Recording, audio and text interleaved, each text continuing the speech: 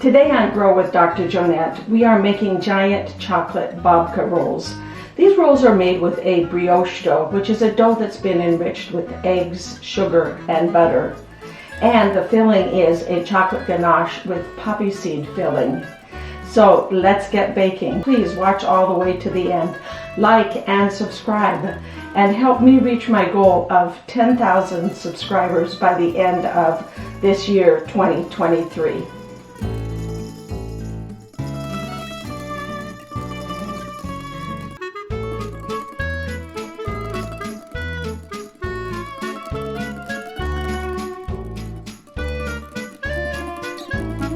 We are going to start by making the pastry dough.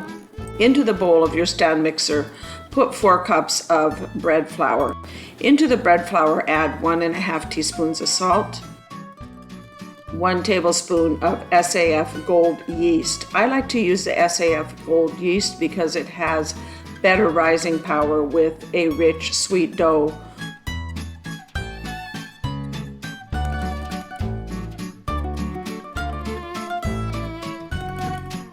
So you want to add 1/3 cup of milk, 1/3 cup of water, and 1/3 cup of granulated sugar. Into that mixture, go ahead and add your 2 large eggs and mix that all together in your stand mixer mixing bowl before you add the flour. You want to add 5 tablespoons of butter,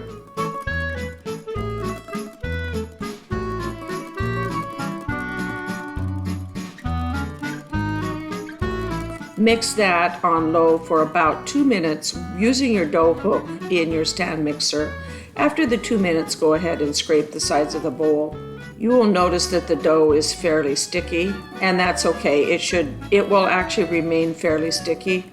Go ahead and continue to mix for another 10 minutes.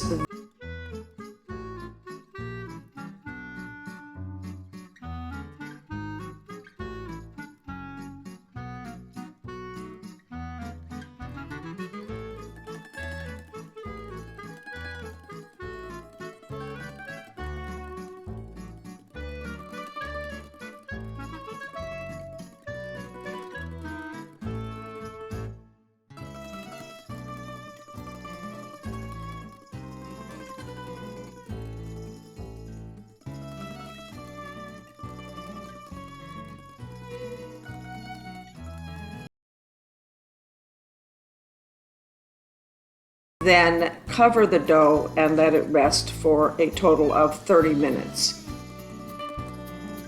Once the dough is rested for the 30 minutes, put it in the refrigerator for at least 2 to 3 hours. I like to refrigerate it for as long as overnight. However, 2 to 3 hours should be adequate. You want the dough to get nice and chilled. About 15 minutes before you are ready to take the dough out of the refrigerator, go ahead and make your chocolate poppy seed ganache. To make the chocolate poppy seed filling, you want to put 8 ounces of a good quality dark chocolate. I like to use 𝗾𝗏𝗃 into a microwavable bowl. Just break it up into pieces, and to that dark chocolate, those pieces of dark chocolate, add your butter. And then you will melt the chocolate with the butter. Melt it for 30 seconds at a time in the microwave and stir between each 30 seconds. To your bowl of melted chocolate, go ahead and add 1/2 cup of baking cocoa, 2/3 cup of powdered sugar,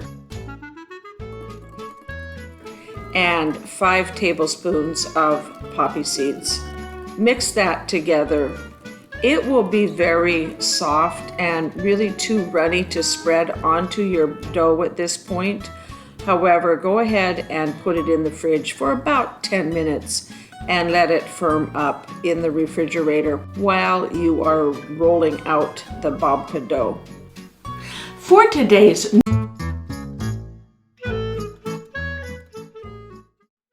neuronutrition nugget, we're talking about dark chocolate. If you're a dark chocolate lover like me, this is great news because dark chocolate contains a substance called flavonoids, which is really good for your brain. In fact, dark chocolate is one of the top 10 brain foods that we need to consume on a regular basis. Flavonoids are powerful antioxidants. Antioxidants are a substance that help protect the brain against free radicals.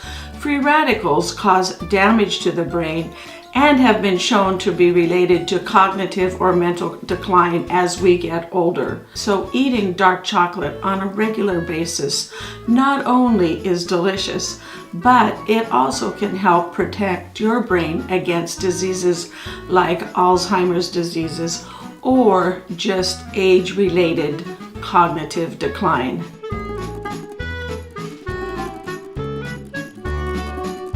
I like to use a lightly floured silicone surface.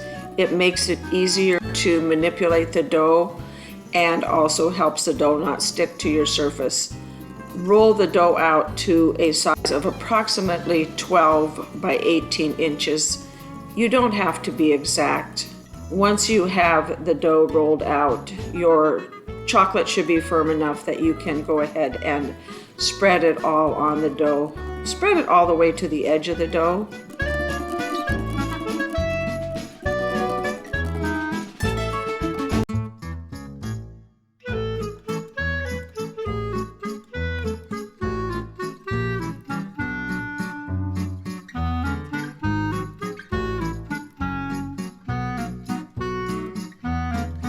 Go ahead and fold the top third down.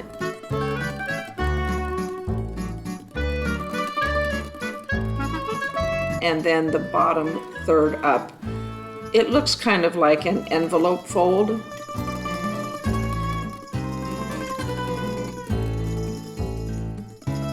And then you want to gently press those layers together with a rolling pin. You don't want to increase the size of it a lot, but just gently press the layers together.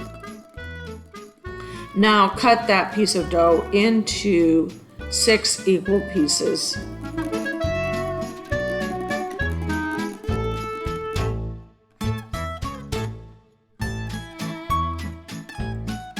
Each of these pieces will then be cut into 3 strips. Do not cut all the way through to the other end though, as you need to leave those 3 strips attached. Take those 3 strips and braid them together to form a 3-stranded braid.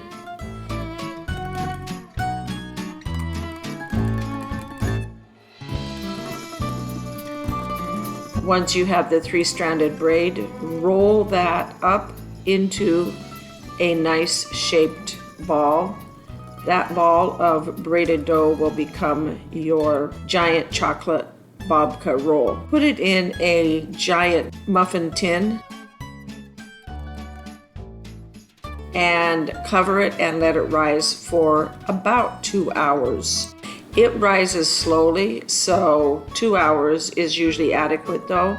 About 15 minutes before the 2 hours are up, preheat your oven to 350 degrees and bake your giant rolls for 45 to 60 minutes.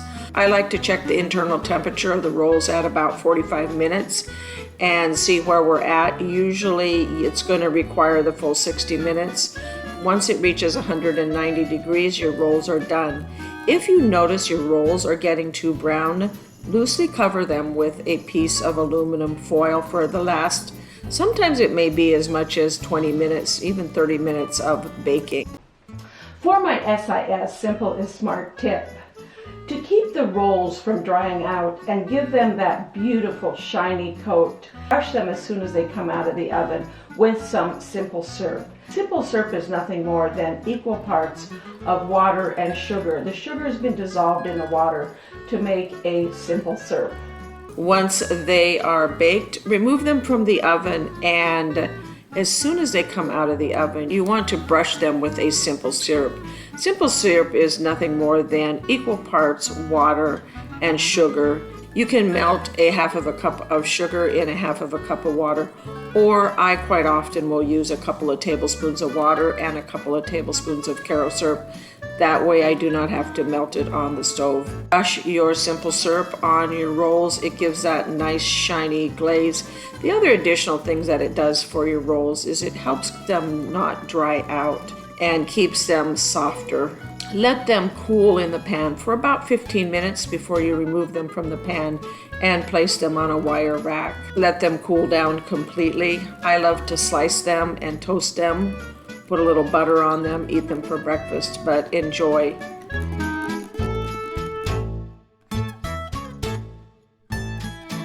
Thank you for watching and subscribing and helping me reach my goal of 10,000 subscribers to my channel by the end of 2023.